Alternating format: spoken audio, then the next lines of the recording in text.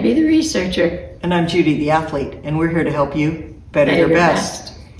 So you can go back to last week's or the first version. We're currently doing a series on the research that we did on mindset with archers. And you can go back and look at the research introduction that we previously did to get the protocol of the research we did. But the thing we want to talk about today is quality and score, the findings that we had on those. And the first thing we saw on both quality and score is that there was no difference in the results based on the technique that you use. So like most sports, there are different techniques people have that are coached, or people have a different way of shooting a bow. And there was no difference regardless, and it was pretty much 50% did one way and 50% did another way. So nothing significant there. Which is important, I think, because, there are many ways athletes perform. And, I just like in the old research, any personality can be a number one performer, and, a lot of different techniques can be used across sport in order to perform at the highest levels.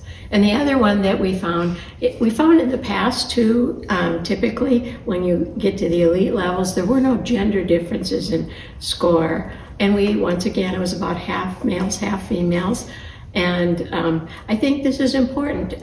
It's not a power lifting sport or something like that where the physical differences would make a big difference. But it is important that we understand the differences drop out the higher levels you go in terms of performance, and they become more alike. So this is kind of our interest in the mindsets. There's a lot of skilled performers out there, but mindset could potentially make a difference.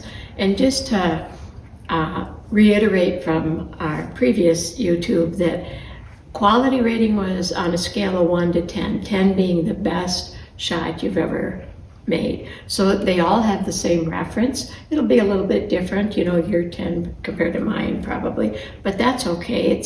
It's their quality rating of the feel of the shot. For that day. Because it could change, yes. Right? My scale could differ a lot a week from now, 6 months from now. Well, clearly, and probably it's different today than 2 years ago. Yeah. Right.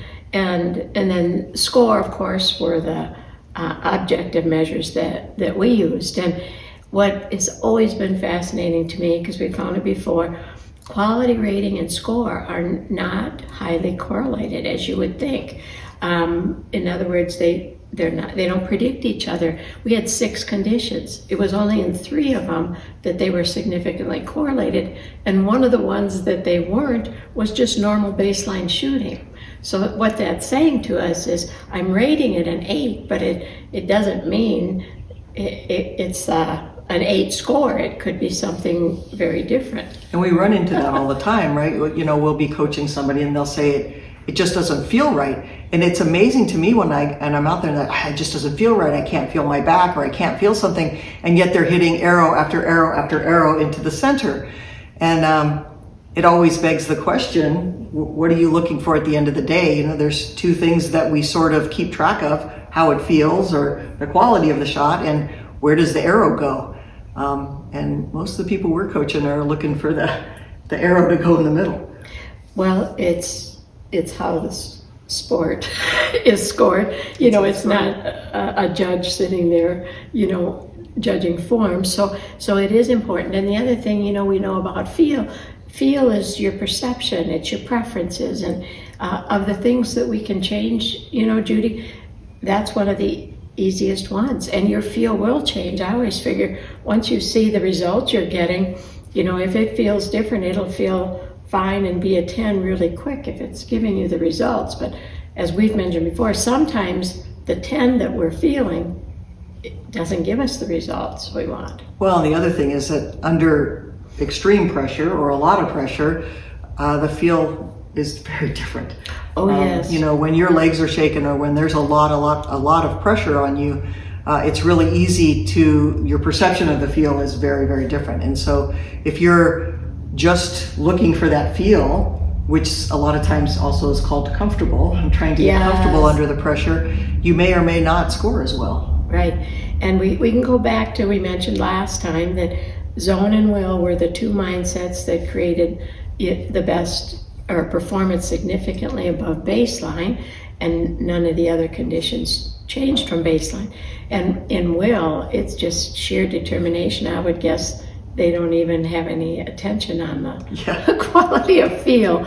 It's just get the arrow in the middle. And zone, a state of heightened awareness, is, they pretty much all feel good. It just feels great. Yeah, they were rated 10, I think, 99% of the time. We just had the one or two archers that would not say the word 10.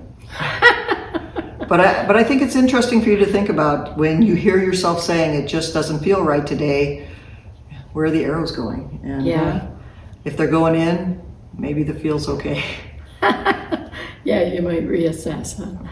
Yeah. So anyway, pay attention to both. Both are excellent rating systems. Both give us actually different information, and one doesn't necessarily always create the other. So you have to kind of decide what's most important for you.